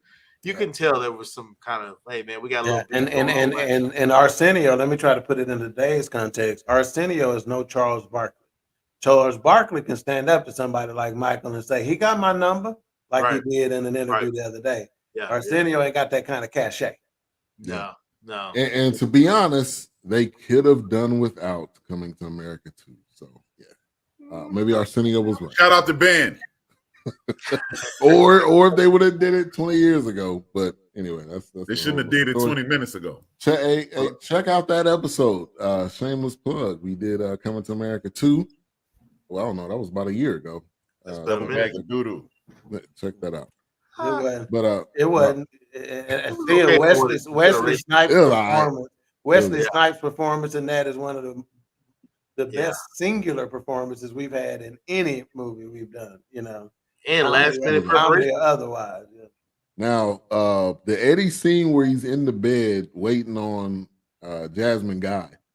That was like that had to have been a copy of the Coming to America scene where he's like waking up and he's kind of laying on the bed. I had almost like a flashback that was him. So I don't know if y'all had that same. Say the scene again. The scene where he's kind of sitting up halfway in the bed waiting on Jasmine Guy. Oh yeah. That exact scene looked like when he woke up and Coming to America. When she left, when Robin Givens' character left him in the bed after sex, to where the roles were reversed. So he felt like he was just used, Yeah. Right. Yeah. Hey, that was a good scene. All right, so I'm gonna kind of fast forward a little bit, but the scene with Lela Rochelle and Lela. See, he thought he never say this. Let me let Willis regain his focus for a minute. But when I say before he said a name, he knew I'm finna. It was about to be wrong. I'm finna fuck his name up. But let me just say this quick enough, and just hope Doc stupid ass is distracted and let me make it. Well, no, you not. Say But it what's again. pronounced the last name? No, say it again. Rochelle. There's no L's in it. I know. It ain't no L's. It's Roshan. Leela. Again, I may not be saying it right, but I'm a damn hell of a lot closer to you. Leela Roshan is how. I think you're saying it perfect. Shit. Woo! He tried to spit that shit so quick and move on. Exactly. Hey, he was like John Travolta when he was trying to say that name on that award show. Comfort be talented. Nina shut up by the side of me. Yeah, I forgot what her name was. Dina Menzel or Dina Menzel. Yeah, he was trying to say. Side note: John Travolta looked like a serial killer with that bald head, man. He don't look right. Yeah, he don't look. You need to get a wig or toupee or something, man. That dude rocking that Layla. Yeah. Well, that dude. All right, I interrupted you about Layla. So go ahead. Yeah, all right. Yeah. So, the scene where she's coming on to the guy that was I forgot what his name was, the one that was delivering. Yeah, Richie. And when he calls home, that's maybe top 3 of the. You know how many times brothers sitting around with other brothers either playing dominoes or standing on the corner drinking or sitting on the stoop where they done said that line. Baby, I ain't ever coming home. Whatever. Put your mama on the phone. Put your mama on the phone. Yeah. I done issued that line at least 10 times in my life. Oh yeah. Put your mama on the phone. Yeah. Right. Yeah. I ain't coming home again. So that's the top line. It's always repeated in different arenas. Big Mo said Richard Pryor scene with the cop at his house was on my fave. He let the other comics shine and went into a real dramatic style of acting. He took this role serious. I agree with you there. He had range, but I think he kind of had to show some of that range because of probably his physical. And speaking of repeatable lines or scenes, when Danny Aiello's character was in the vault, and Eddie had told him that's not a lot of air in here, and you should have enough, but just take small breaths. And so when he left, and then they just keep the camera on him. Yeah. And they're letting you understand what's going on in his mind. And then he goes, and they just leave the camera there, just stay there. And another one, he do it 3 or 4 times. I thought that was genius filming right there. Yeah. This style. This movie was perfect for the cast. It was just, it meshed well together. It didn't need to be some over the top script. It was just, them. And a lot of big names tied to it. Yeah, a ton of big names. Yeah, and they kind of did they try to lightweight touch on some community issues and stuff by like whenever they were talking about it. I think it was Richard Pryor giving the speech to. I think it was Quick where he made the comment. It's not cool dying at 27, and he's trying to say. So, is there some social commentary in there where they're trying to actually give a message? Because I didn't catch that first time around, Yeah. But they backed it down for some serious moments a couple of times, and that was one of them where he was like, "Okay, what happened? He kills you, then I'm gonna have to kill. I'm gonna have to kill him." And then so he was trying to draw the.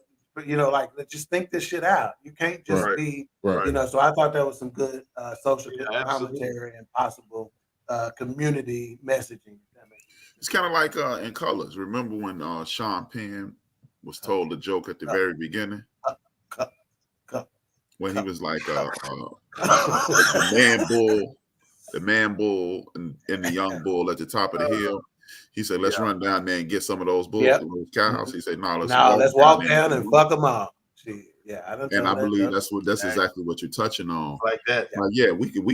We could potentially kill all his boys, but then what's gonna come behind it? What's the repercussions of that? It's like, man, the goal is to get rich and live long. We rich. Now it's time to live. Yeah. So and then you're right. It is social commentary because let's go back to 1989. I mentioned Colors. That's when Colors came out. Love it. Love it. Yeah. You had a. That's when, that was the height of the what people like to call the crack era. Mm-hmm. And you had people. That's when they put. I speak frequently on my program about how every city, like my city has the black eye right now. But dog, you old enough to remember. Wilkes is somewhat old enough to remember. Every 2 or 3 years, a city gets a black eye. A black city gets a black eye. Well, absolutely. And at that point, LA got it. Yeah, Mm-hmm. they did. Man. Oh man. Yeah, LA got an ugly black eye. Yeah, LA got a worse black eye, in my opinion, than we did because No doubt. I have to agree wholeheartedly. It's just Baltimore, New York, Yeah, absolutely. Chicago, Detroit, and Chicago. We got we wearing the black eye right now. Right. Yeah. But Right. LA's black eye. LA black eye was so severe. Yeah. That they put a white crime on LA, drive-by shootings. Wow. You say drive-by shootings, you think Los Angeles Bloods and Crips. Yeah. You don't think Capone. You don't think Siegel. Right. That's their crime. And we've ownership has been placed in our laps. Right. And that's why I consistently tell people, look, don't fall for the banana in the tailpipe with the Chicago thing. Yeah, absolutely. I mean, we just had I can't think of his name right now. Johnny Depp did a movie, Public Enemy, that was loosely based on a big crime syndicate. I mean, across the United States. I mean, they were chasing this dude in 10, 15 states. Yeah. Public Enemy #1, 50 says freeze, and I have none. Can I tell a brother that I never really had a gun? But it's the wax of the Terminator X1. Yes.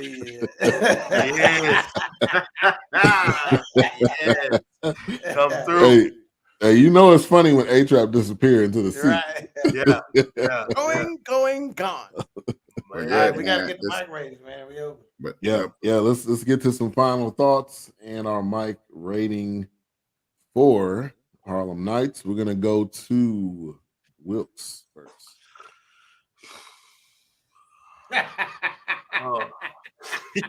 You sighed like a motherfucker. Why do I gotta go first? Just thinking back to when this movie was out and growing up and seeing Eddie Murphy at his height and just continuing to steamroll. I mean, and to see the greats like Red Foxx and Richard Pryor, and Della Reese, I have to give it a 4 mics.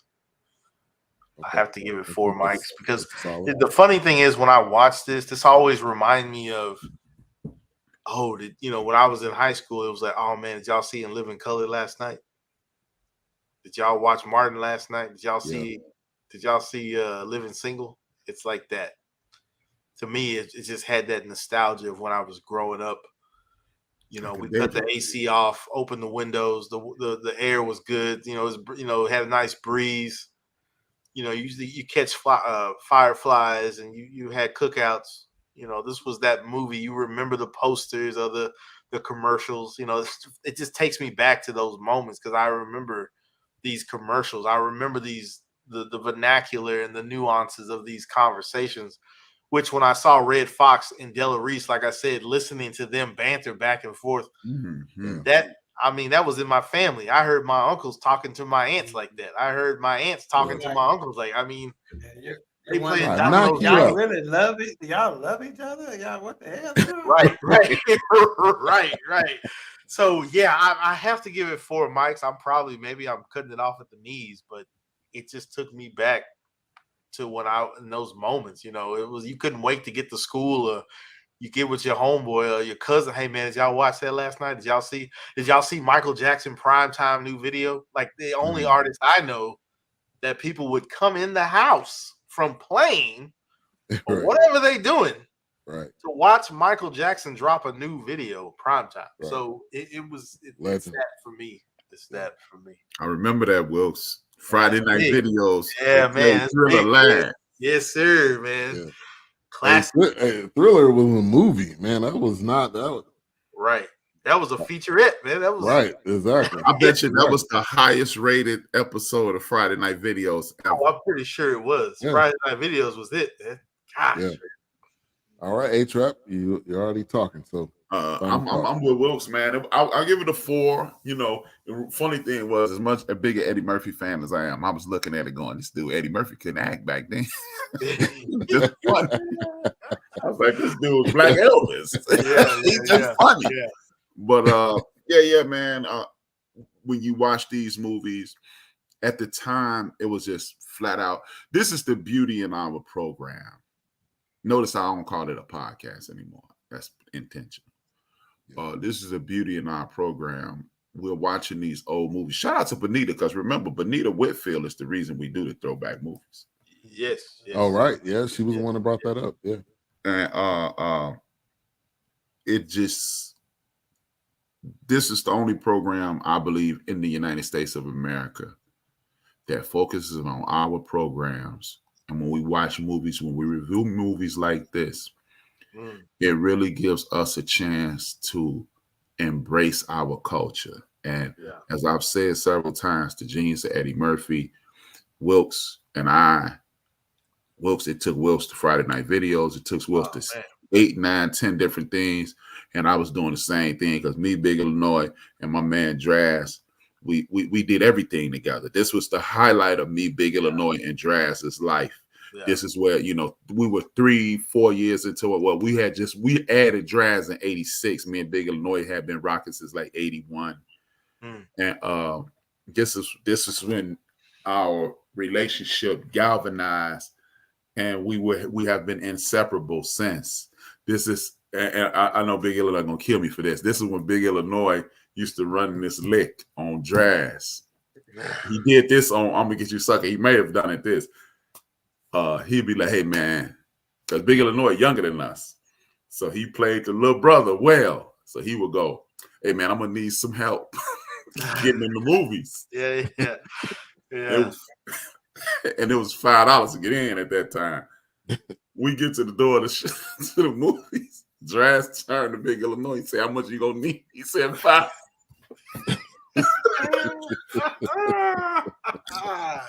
So like Wilkes, I'm in my all night long. Yeah. I'm going through all the situations, and how many times me and Big Illinois has sat in his living room and watched this movie. Yeah. And it just like Wilkes, it caught me. And I was like, when I watched it, I really wasn't thinking about the movie. I got this movie memorized, but I'm like, man. Thinking about the memories. Yeah. Me and Big Illinois used to play. We used to pitch pennies. We invented a game called baseball, pitching pennies. Yeah. So it just took me back to my whole, just walking me through my life. So yeah, it was dope. And I just want to piggyback real quick off of A-Trap. I know Dog gonna drop some dimes here, but it's just like when as a little kid, like when this was coming out, when this was out, I remember going through South Dallas and seeing those, Newport and Cools. Those billboards, those Coke billboards, you saw black people on these ads.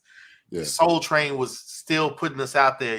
It's just, I remember going to South Dallas. I remember going to Fat Burger. I remember going to these different places. those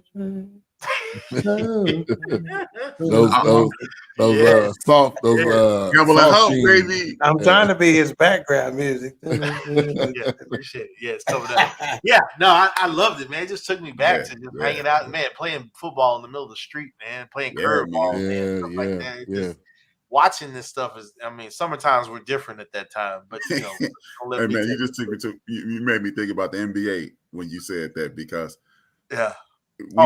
all of us play ball in the streets. And you can tell these kids don't play ball in the street. The way they hit the floor in the NBA, they never get knocked out there and have that concrete. So they don't know. They don't know what that means. Keep going. And keep going with it. Look at it. Yeah. Keep going. Hey, Wilkes, hope you didn't tear something Meaning, Right. put a hole in your clothes. Exactly. Right, right. First of Hey. all, you're not supposed to be outside in your Right, good clothes. in your good bro. clothes anyway. Yeah, you didn't care if you got hurt. You just cared that your clothes didn't get messed I up. tear my shirt. Yeah. Like, hey, I I gotta go remember inside. once I was like, man, these are my play clothes. My mother said, no, they all real. Yeah. Yes. Real Takes me quick back. update on the score. It's Whole lot to a little bit. 58 to 57. I think 50. They just went on Oh. commercial break, but They'll climb back in. Yeah, they're coming back.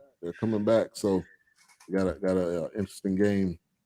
Yeah. All right, but yeah, 58 to 50. UConn's up. Oh, wow.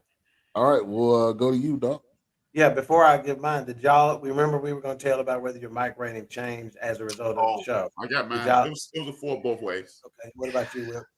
You know what? I was hovering at a 3.5, but when I got to talking, it was a 4 for me after just the things that it triggered. Okay, cool. Yeah. So I like to give some other ratings before I give mine. So IMDb gave it 6 out of 10.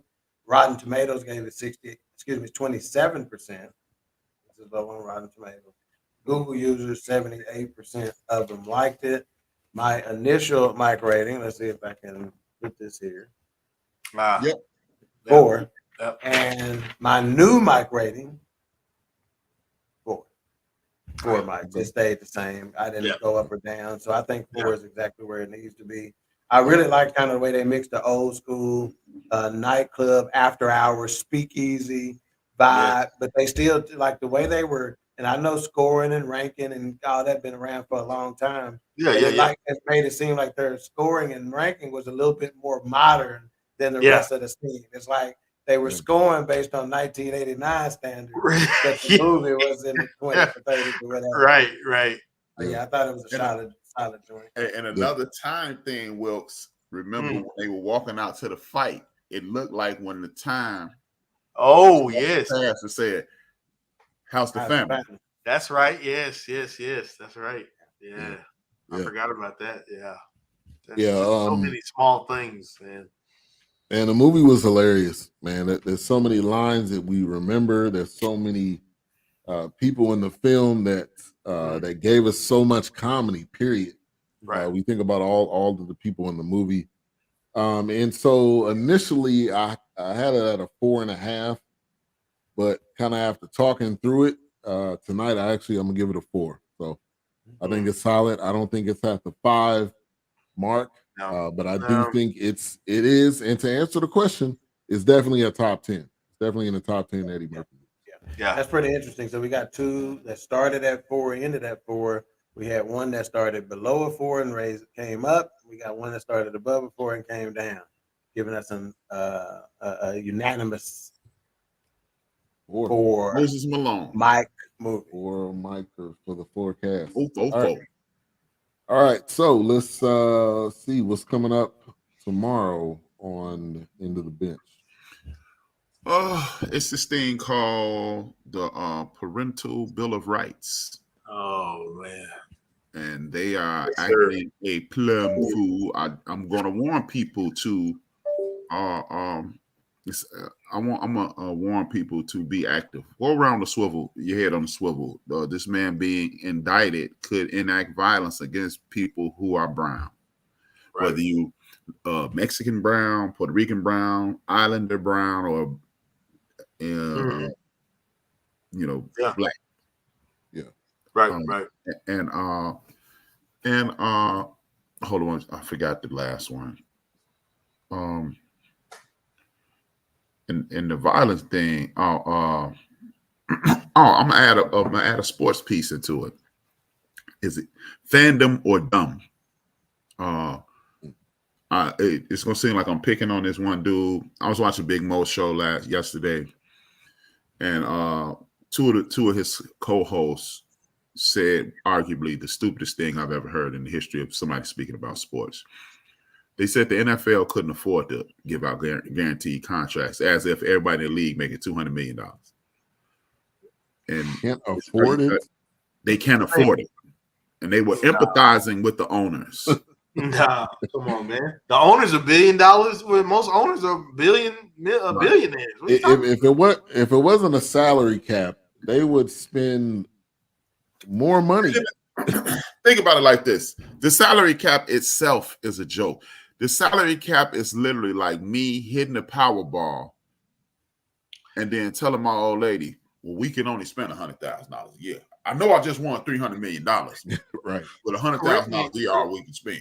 Correct me if I'm wrong, but the salary cap came because of Jerry Jones dropping that money on Deion Sanders for $36 million for a cornerback. Jerry Jones, Al Davis, his mentor. I mean, and then we still using, like I said, I'm gonna bring up, we still using terminology like, excuse me, like small market team. There's no such thing as a small market team anymore. There's no such thing. Small market team. They gotta look. I'll talk about it primarily tomorrow, but I just want people to understand. Yeah. The NFL is part owner of DraftKings and FanDuel. Right.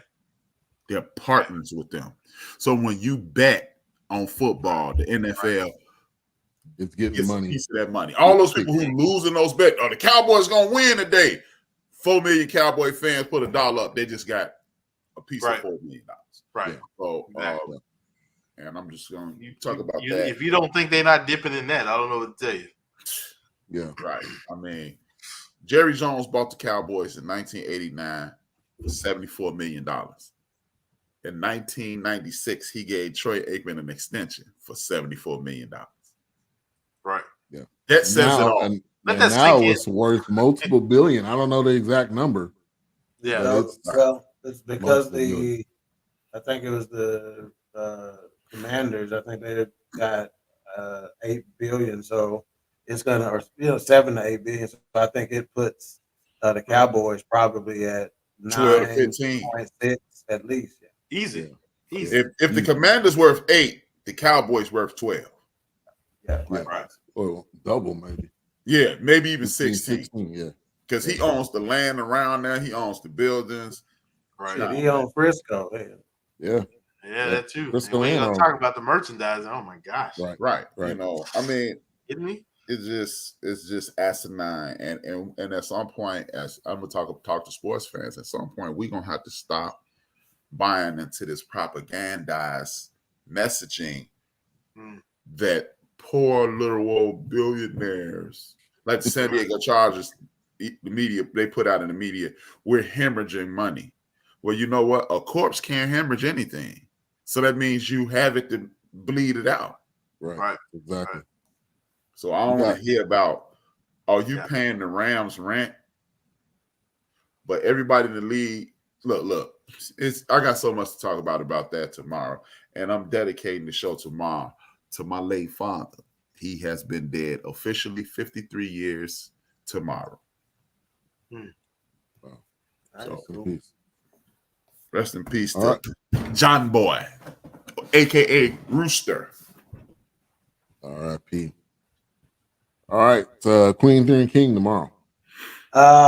Risky Forever. Ronald Risky Forever Brent will be on the podcast tomorrow. He is the gentleman who drew the insert for Tupac's All Eyes on Me CD, and he did the infamous, iconic Machiavelli art CD cover with Tupac on the cross and whatnot. So he'll be on tomorrow talking about that, some of his background, and just kind of giving some advice to up and coming Black artists, and talking about some of the struggles that he has and that kind of thing.